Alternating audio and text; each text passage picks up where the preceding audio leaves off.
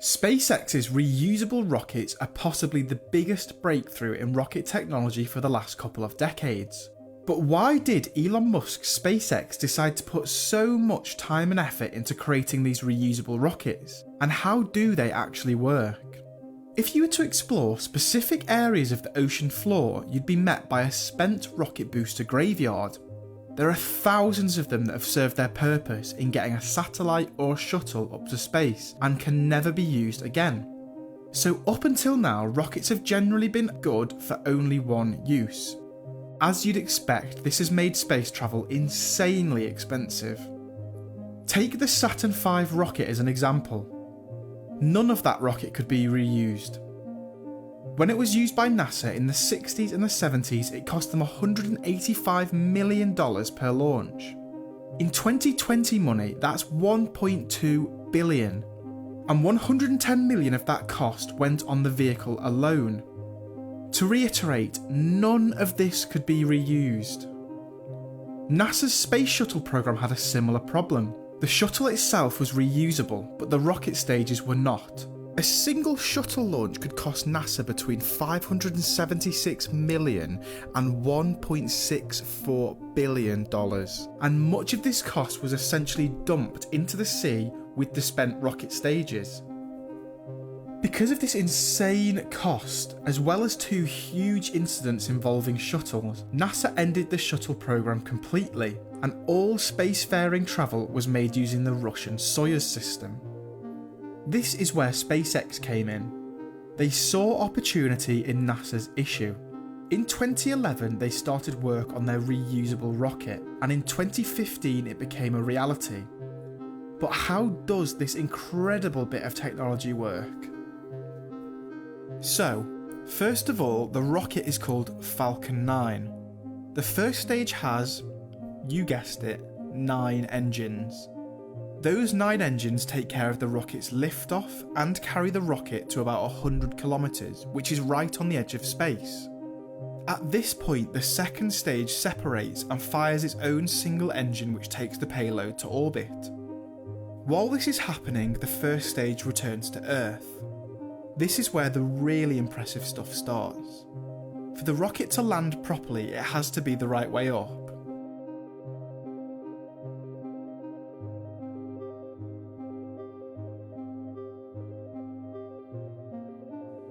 There are small thrusters near the nose of the rocket which vent nitrogen gas. After the first stage separates from the second, a powerful controlled blast flips the rocket to prepare it for landing. In the past, rocket stages have almost always used every single last drop of fuel on board to boost their payload into orbit. But for SpaceX to be able to land and reuse their rockets, the first stage needs to carry extra. After it's flipped, 3 of its engines reignite, and they use to slow Falcon 9's re-entry speed. When it lands, either on land or on a platform in the sea, Falcon 9's speed has dropped from 4,700 km an hour to just 20. For the kind of precision that's needed to land a rocket safely, SpaceX needed to arrange the rockets on the Falcon 9 perfectly. They're arranged in a pattern which SpaceX calls octaweb for maximum stability.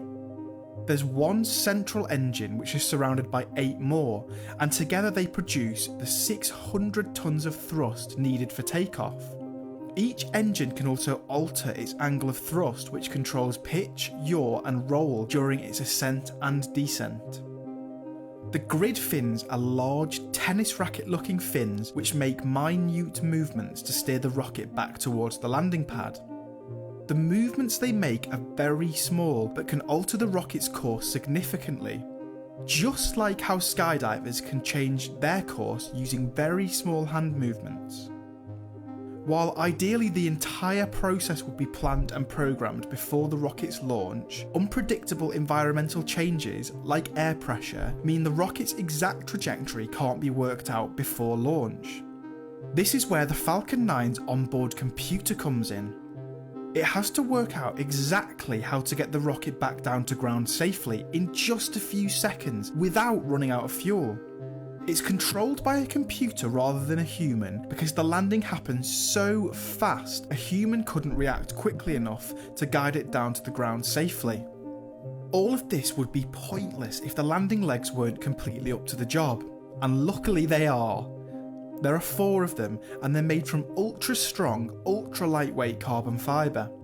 They each have a shock absorbing system, and for heavy landings, a core of material crushes on impact to take force out of the landing, doing effectively the same job as crumple zones on road cars. Rockets are almost always launched from very close to the sea. Because of this, when Falcon 9 separates in mid-air, it does so above the ocean. Theoretically, the first stage could fly all the way back to the launch pad where it lifted off from, but this would be very expensive and use a lot of fuel. So instead, SpaceX landed the rocket on a platform out at sea called a drone barge. Each drone barge is about the size of a football field. They're fitted with loads of sensors which are in constant communication with the rocket to make sure they align properly when the time comes. SpaceX haven't ever said exactly how much money they save by refurbishing and reusing their rockets, but they have said it's substantially less than half the cost of building a new one. That's not to say that they never need to build a new one though. For them to never have to build a new one, that would mean the system would have to never go wrong, and unfortunately that's not the case. As with any new technology or idea, there are always hurdles that need to be jumped over. From sensor failures to structure failures, with a bit of technology as complicated and precise as a rocket, even the tiniest failure can cause the whole thing to go wrong. In August 2014, a simple engine sensor failure caused this huge explosion.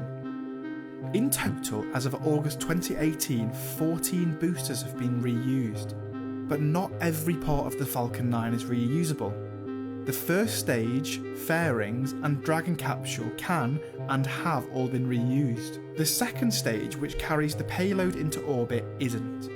SpaceX found that the cost of heat shielding landing engines and altering the mass for re-entry made it unfeasible for the second stage to be reused. This is where the upcoming SpaceX Starship comes in. It's a rocket that's built from the ground up to be entirely reusable. It's the ship that will take humans to Mars, as well as take a small group of artists and musicians on a once-in-a-lifetime trip around the moon as part of the Dear Moon project. Starship will be a 2-stage rocket. The first stage being the super heavy launch stage used to get Starship out of Earth's gravity with the main payload, and the second stage holds the engines which will be used to travel across space to Mars or the moon. It's been in development since 2012, and we will hopefully see it launch sometime later this year.